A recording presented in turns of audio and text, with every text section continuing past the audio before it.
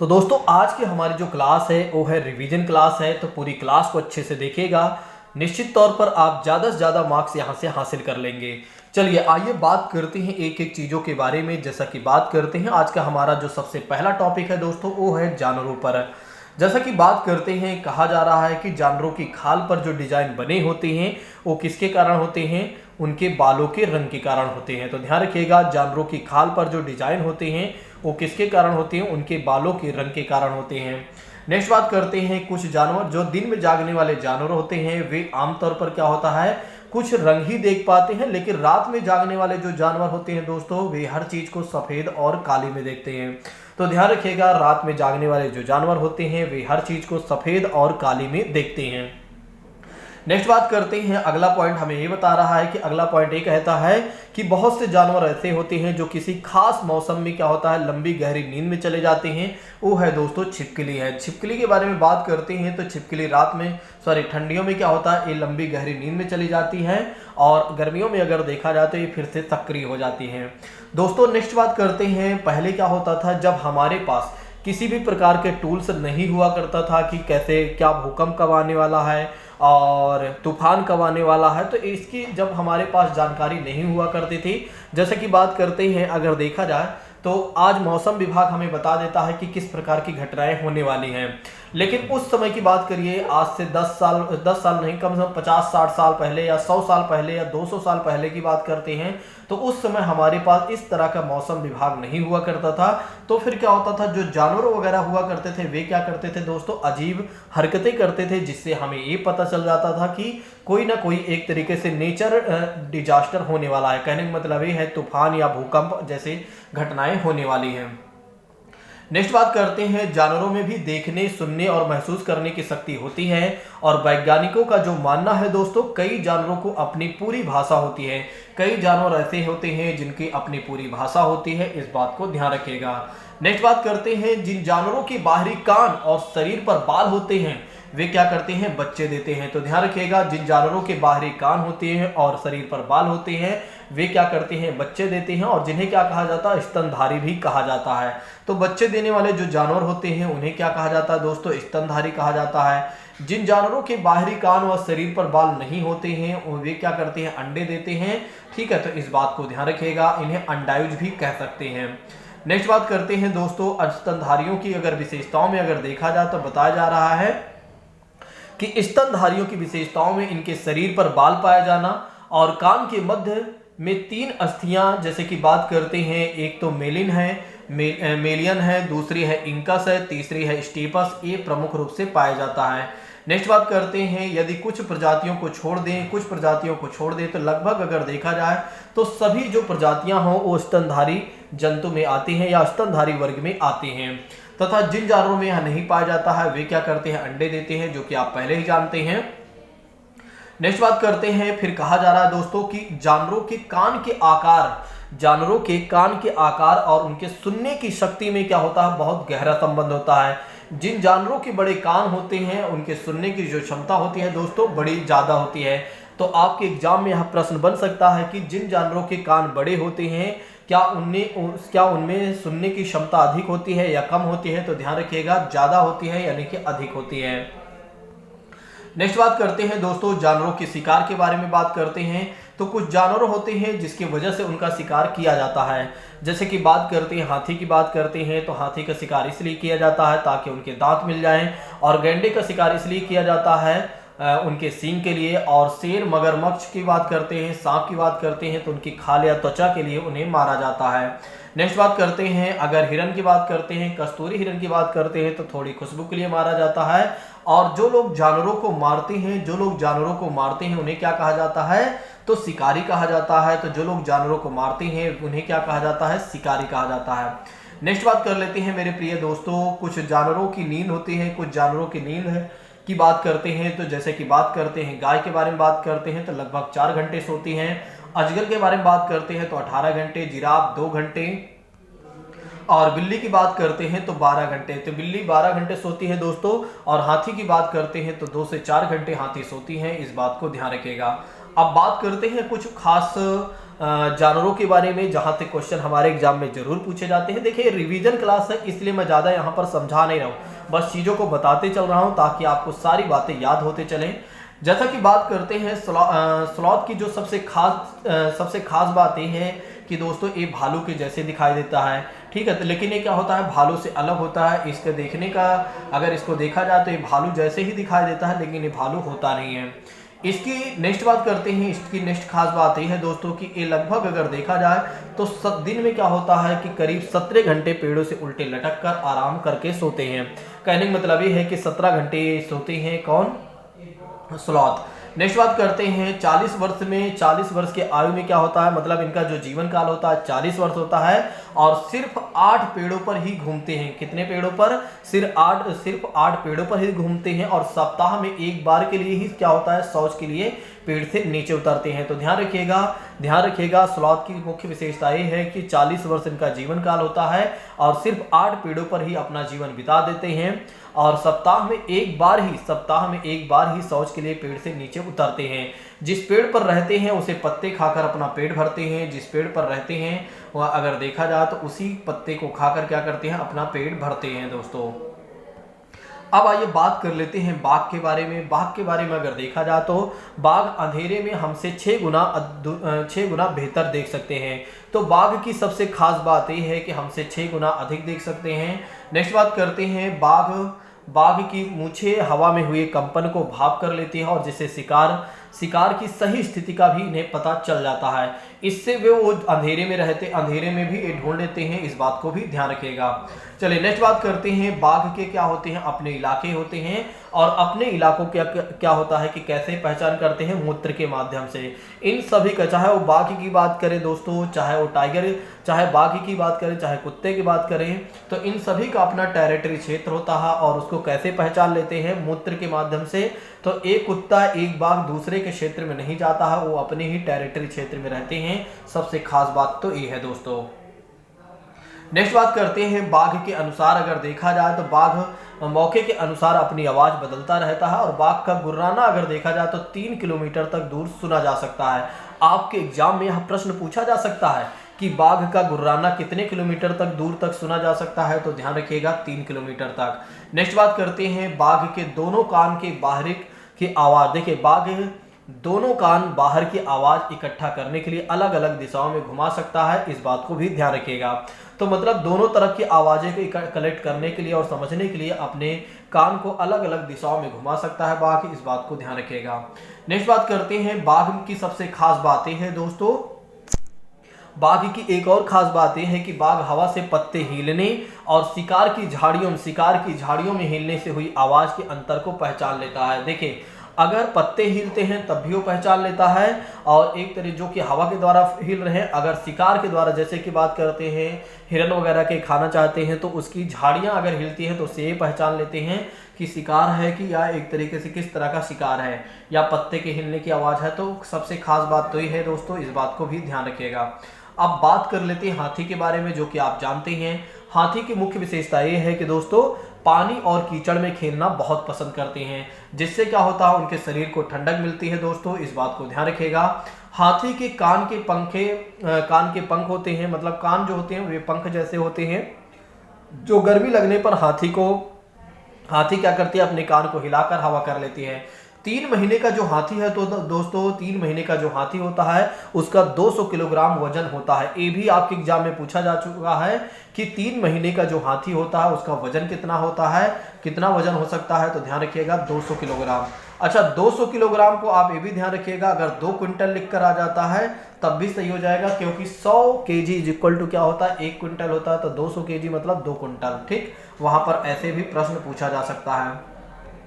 अच्छा एक हाथी के बारे में बात करते हैं तो एक बड़ा हाथी दिन में 100 किलोग्राम से ज़्यादा पत्ते और झाड़ियाँ खा लेता है। तो दोस्तों इस बात को ध्यान रखिएगा, एक बड़ा हाथी दिन में 100 किलोग्राम से ज़्यादा पत्ते और झाड़ियाँ खा लेता है, ध्यान रखिएगा, भूलिएगा नहीं दोस्तों। नेक्स्ट बात करते हैं हाथी के बारे में बात करते हैं तो हाथी जो होता है बहुत कम आराम करता है और दिन अगर देखा जाए तो दिन में 2 से 4 घंटे ही सोता है। देखिए हाथी की मुख्य विशेषता ये है दोस्तों, एक और मुख्य विशेषता ये है कि 2 से 4 घंटे ही हाथी सोते हैं। हाथी परेशानी आने पर एक दूसरे की मदद करते हैं। तो हाथियों की सबसे खास बात ये भी है कि अगर किसी को कोई मतलब एक हाथी को दूसरे हाथी में अगर किसी प्रकार की समस्या आती है तो एक दूसरे को मदद करते हैं। चलिए नेक्स्ट बात करते हैं आगे। एक झुंड में अगर देखा जाए तो 10 से 12 हथनी होती हैं दोस्तों, और बाकी हथनी होती हैं और जिसमें बाकी बच्चे होते हैं। लेकिन सबसे खास बात ये है जो आपके एग्जाम में पूछा जाता है दोस्तों कि झुंड की नेता कौन होती हैं। तो झुंड की नेता जो होती है, सबसे बुजुर्ग हथनी जो होती है वही झुंड की नेता होती है, इस बात को ध्यान रखिएगा। नेक्स्ट बात करते हैं दोस्तों 14 से 15 साल के बारे में बात करते हैं। तो 14 से 15 साल तक हाथी इस झुंड में रहते हैं, हाथी के इस झुंड में बच्चे रहते हैं, फिर छोड़कर क्या होता है चले जाते हैं। तो ध्यान रखिएगा 14 से 15 साल तक क्या होता है हाथी के झुंड में बच्चे वगैरह रहते हैं, और आगे चलकर क्या होता है कुछ दिनों बाद क्या होता है, यानी कि 14-15 साल के बाद क्या होता है वे झुंड छोड़कर चले जाते हैं, इस बात को गौर करिएगा। आइए बात कर लेते हैं लंगूर के बारे में दोस्तों, जो कि आप जानते ही हैं। देखिए लंगूर के बारे में यदि हम बात करते हैं तो जंगलों में ऊंचे पेड़ पर और बैठा लंगूर अपने आसपास आती मुसीबत को देखकर एक खास तरह का आवाज निकालकर अपने साथियों को संदेश देता है दोस्तों, और उससे क्या होता है कि वे लोग चौकन्ना हो जाते हैं, इस बात को भी ध्यान रखिएगा। आइए बात करते हैं कुत्ते के बारे में दोस्तों। जैसे कि बात करते हैं तो कुत्तों की अपनी गलियों की जगह, देखिए कुत्तों की गलियों में अपनी अपनी जगह जो होती है बटी हुई होती हैं। एक कुत्ता दूसरे कुत्ता के क्षेत्र में नहीं जा पाता है, और नहीं जाता है, क्यों नहीं जाता है, क्योंकि उनका अपना क्षेत्र होता है, और मूत्र की गंध से क्या होता है वे पहचान लेते हैं, मूत्र की गंध से पहचान लेते हैं दोस्तों कि ये हमारा इलाका नहीं है बल्कि किसी और का इलाका है, इसलिए दूसरे के इलाके में नहीं जाते हैं। चलिए नेक्स्ट बात करते हैं मगरमच्छ के बारे में बात करते हैं। तो मगरमच्छ की सबसे खास बात यह है दोस्तों कि मगरमच्छ के छोटे छेद जैसे कान होते हैं, लेकिन आसानी से दिखाई नहीं देते हैं।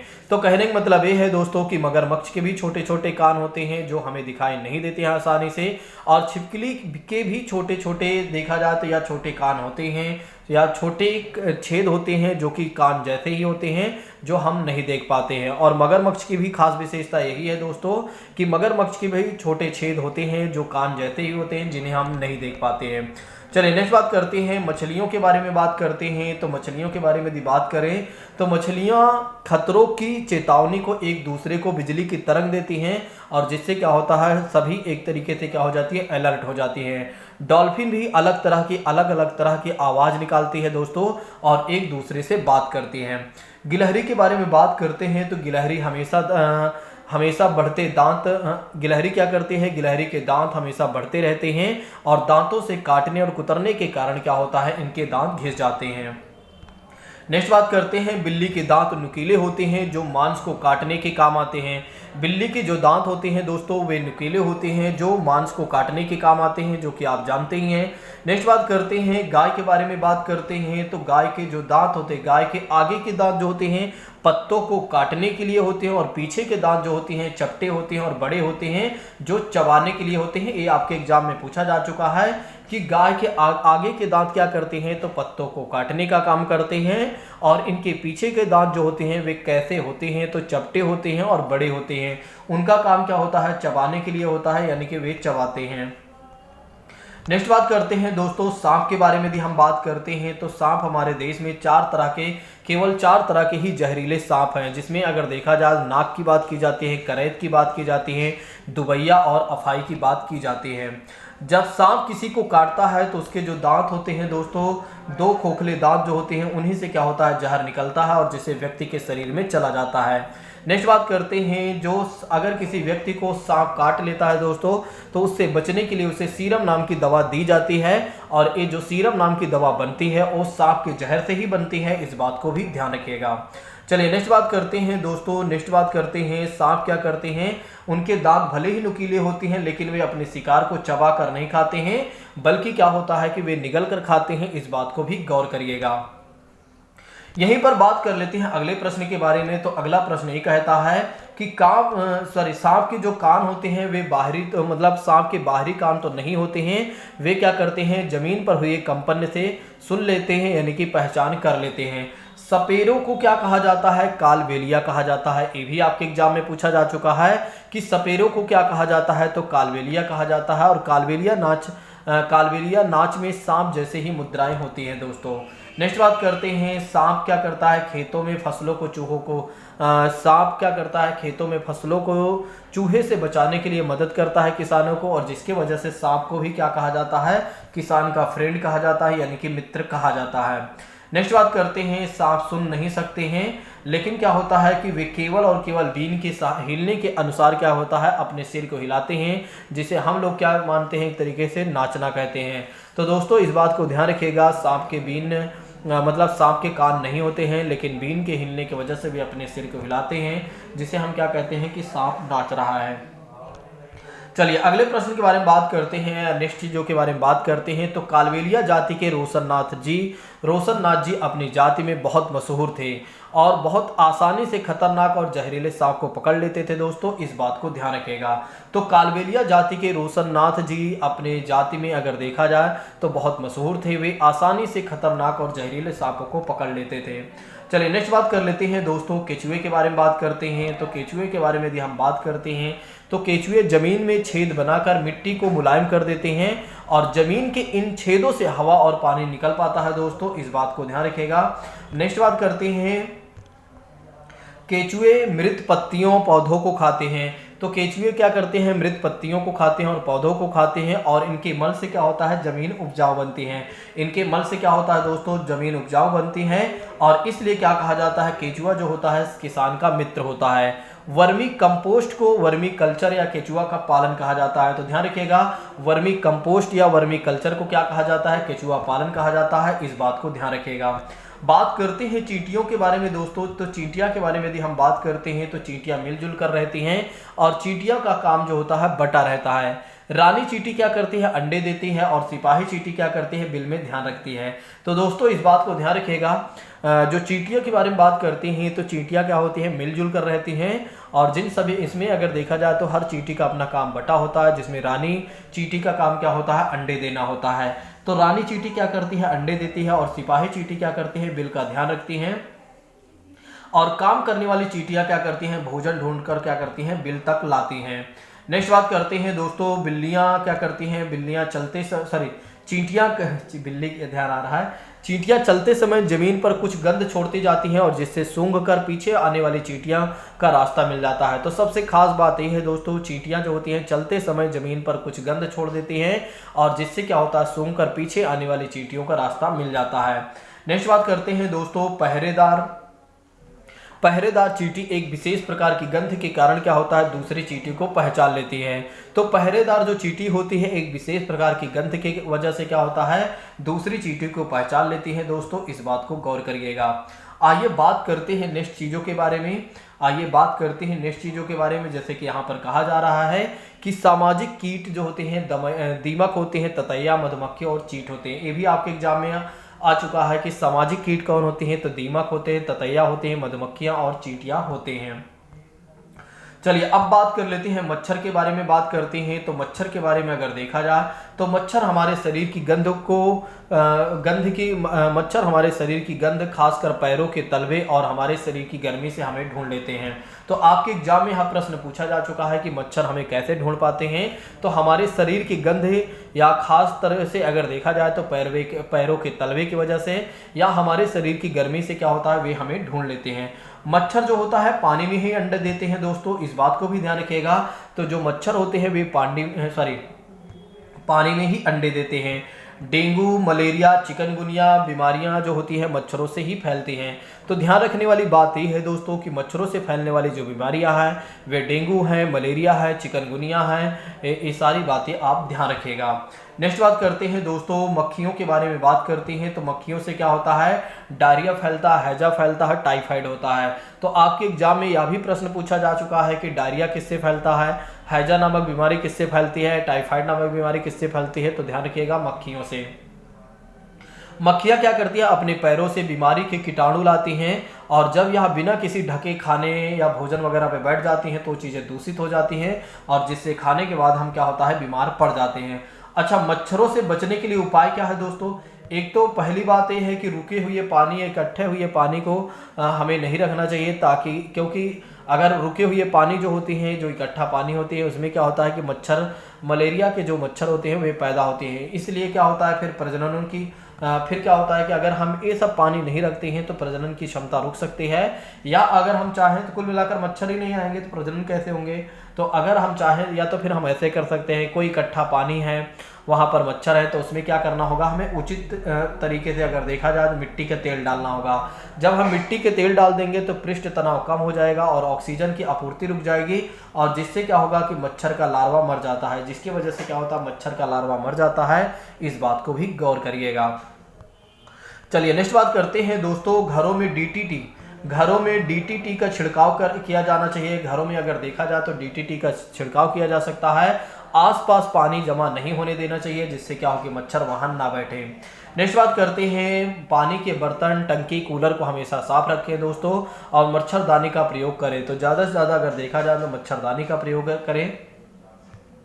जमे हुए पानी में मिट्टी का तेल जो होते हैं छिड़कने से क्या होता है कि उसमें ऑक्सीजन लेवल कम हो जाता है, जिससे क्या होता है मच्छरों के जो लार्वा होते हैं वो मर जाते हैं, यानी कि बच्चे। नेक्स्ट बात करते हैं, पानी में मछलियाँ डालने से क्या होता है, मछलियाँ मच्छरों के अंडे को खा जाती हैं। या फिर एक और बचाव है कि अगर आप चाहें तो उसमें जहाँ पर मच्छर रहते हैं उसमें अगर आप मछली डाल देते हैं तो उनके अंडों को कौन खा जाती हैं, तो दोस्तों वो मछलियाँ खा जाती हैं। इस बात को गौर करिएगा। आइए बात करते हैं रेशम के कीड़े।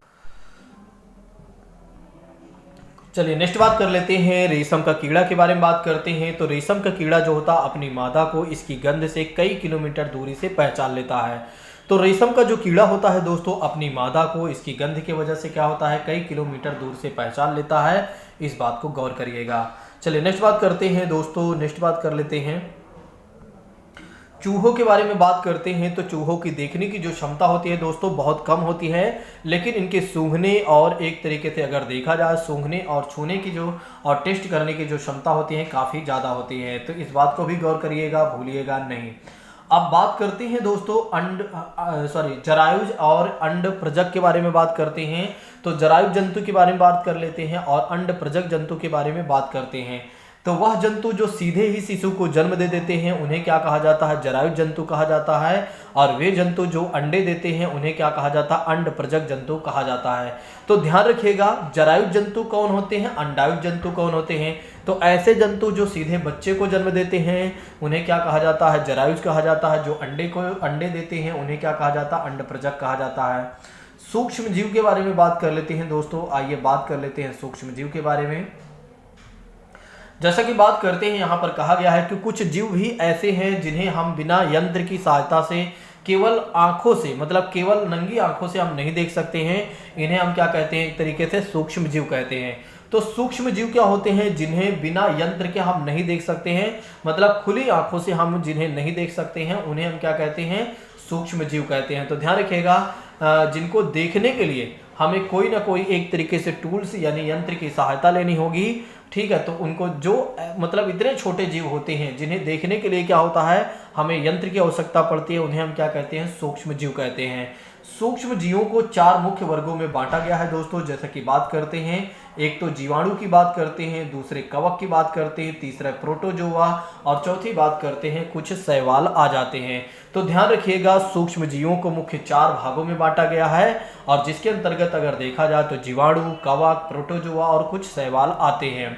अब बात ये करते हैं दोस्तों, विषाणु के बारे में बात करते हैं, जिसे वायरस कहा जाता है। विषाणु को क्या कहा जाता है दोस्तों, वायरस कहा जाता है। और विषाणु भी क्या होते हैं, सूक्ष्म जीव ही होते हैं, परंतु वे अन्य सूक्ष्म जीवों से भिन्न होते हैं। देखिए, जो वायरस होते हैं अन्य जो मतलब अदर जो सूक्ष्म जीव हैं उनसे भिन्न होते हैं। वे केवल परपोषी के ही गुणन करते हैं, अर्थात जीवाणु, देखिए जीवाणु क्या करते हैं, पौधे अथवा जंतु कोशिका में क्या करते हैं, गुणन करते हैं।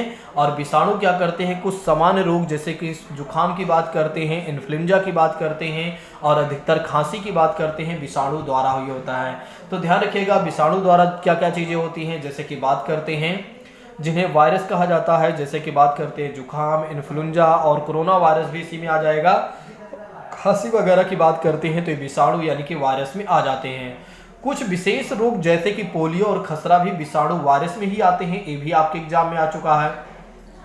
तो ध्यान रखिएगा, कुछ ऐसे विशेष रोग होते हैं जैसे कि पोलियो की बात करते हैं, खसरा की बात करते हैं, तो ये भी विषाणु या वायरस में ही आते हैं। अतिसार के बारे में बात करते हैं। अतिसार मलेरिया और प्रोटोजोआ द्वारा होते हैं। तो ध्यान रखिएगा, अतिसार एवं मलेरिया जो होते हैं प्रोटोजोआ द्वारा होता है। ये भी आपके एग्जाम में पूछा जा चुका है कि अतिसार की बात करते हैं और प्रोटोजोआ के बारे में बात करते हैं तो उसे क्या कहा जाता है, वो किसके द्वारा होते हैं, प्रोटोजोआ द्वारा होते हैं। टाइफाइड एवं क्षय रोग यानी टीबी जीवाणु द्वारा होते हैं। ये भी आपके एग्जाम में पूछा जा चुका है कि जो टाइफाइड होते हैं और क्षय रोग होते हैं किसके वजह से होते हैं दोस्तों, तो ध्यान रखिएगा जीवाणु के द्वारा होते हैं। सूक्ष्मजीव जो होते हैं एक कोशिका के होते हैं। तो ध्यान रखिएगा, सूक्ष्मजीव जो होते हैं एक कोशिका से बने होते हैं, जैसे कि बात करते हैं जीवाणु और कुछ शैवाल, कुछ प्रोटोजोआ और बहु, इस बात को ध्यान रखिएगा। तो दोस्तों आप भूलिएगा नहीं, आपके एग्जाम में पूछा जाता है कि एक कोशिका से बने हुए जीव की बात करते हैं, सूक्ष्मजीव जैसे जीवाणु और कुछ शैवाल और प्रोटोजोआ आ जाते हैं। तो बहुकोशिकी में बात करते हैं, बहुकोशिका जैसे कि बात करते हैं कई शैवाल और कवक आते हैं। यह बर्फीली शीत से उष्ण यानी कि स्रोतों तक हर प्रकार की परिस्थितियों में जीवित रहते हैं और यह मरुस्थल एवं दलदल में भी पाए जाते हैं।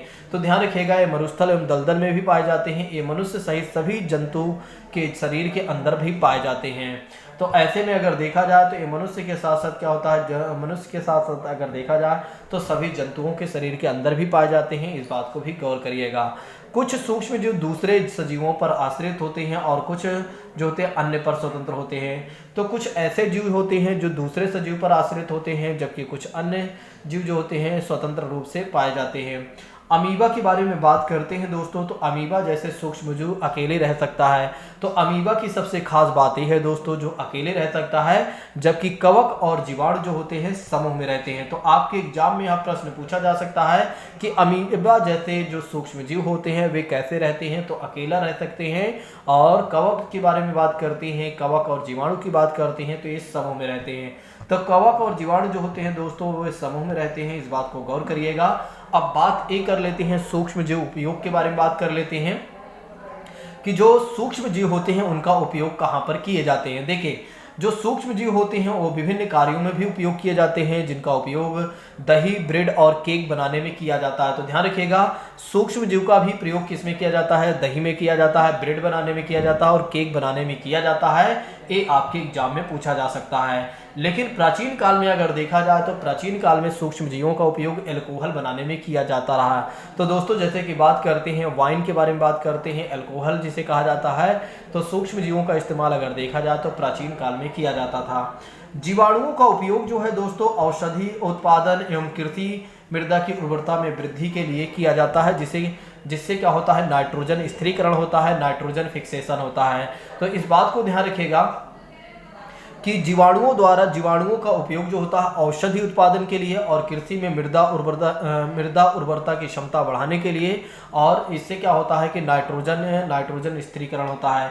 दही में अनेक सूक्ष्म जीव पाए जाते हैं और जिनमें लैक्टोबाइलिसिस नामक जीवाणु प्रमुख है, जो दूध को दही में परिवर्तित कर देता है। ये भी आपके एग्जाम में आ चुका है। तो ध्यान रखिएगा, दही में क्या होता है, अनेक सूक्ष्म जीव पाए जाते हैं और जिनमें लैक्टोबैसिलस नामक जीवाणु प्रमुख होता है, जो दूध से दही में परिवर्तित करता है। दोस्तों नेक्स्ट बात करते हैं जीवाणु एवं ईस्ट चावल के आटे के किण्वन में सहायक होते हैं और इससे क्या होता है, इडली और डोसा बनता है। तो दोस्तों इस बात को भी गौर करिएगा कि जीवाणु एवं ईस्ट जो होते हैं चावल के आटे के किण्वन के कारण होते हैं या किण्वन में सहायक होते हैं और इससे क्या होता है, इडली और डोसा बनता है।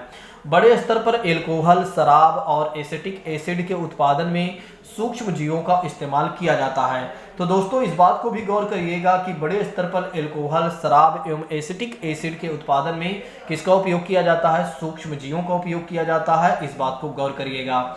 दोस्तों इस बात को भी ध्यान रखिएगा, जौ, गेहूं, चावल और फलों के रस में उपस्थित प्राकृतिक शर्करा में ईस्ट द्वारा क्या होता है, एल्कोहल एवं शराब का उत्पादन किया जाता है। तो जौ की बात करते हैं, गेहूं की बात करते हैं, चावल की बात करते हैं, फलों की रस की बात करते हैं, तो ये प्राकृतिक रूप से शर्करा में ईस्ट द्वारा क्या होता है, एल्कोहल और शराब बनाने में किया जाता है। तो इनका इस्तेमाल क्या किया जाता है दोस्तों, एल्कोहल व शराब बनाने में किया जाता है, ध्यान रखिएगा।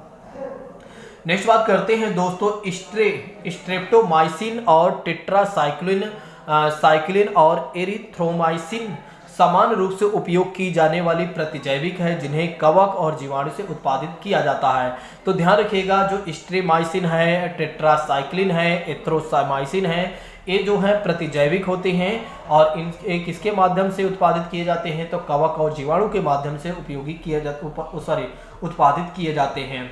नेक्स्ट बात करते हैं दोस्तों, एडवर्ड जेनर ने चेचक के लिए 1798 में चेचक टीके की खोज की थी। ये भी आपके एग्जाम में पूछा जा चुका है कि चेचक की खोज किसने किया था और कब किया था।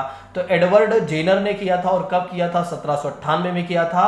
और पोलियो ड्रॉप जो होता है बच्चों को दिया जाता है, वास्तव में यह एक प्रकार का टीका या वैक्सीन है।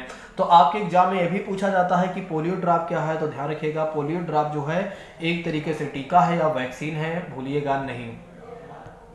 सूक्ष्म जीवों से टीकों का उत्पादन जो होता है बड़े स्तर पर किया जाता है। तो सूक्ष्म जीवों से क्या होता है, टीके का उत्पादन बड़े स्तर पर किया जाता है। मनुष्य एवं अनेक जंतुओं को उनको रोग से बचाया जाता है। तो जो ये सूक्ष्म जीव होते हैं इतने सहायक होते हैं कि इनसे क्या होता है दोस्तों, इससे क्या होता है दोस्तों कि इससे क्या होता है, टीके वगैरह का बड़े स्तर पर उत्पादन किया जाता है ताकि मनुष्य में जो होने वाले रोग हैं उससे बचाया जा सके मनुष्य को, और जंतुओं में जो होने वाला रोग होता है उससे भी बचाया जा सके।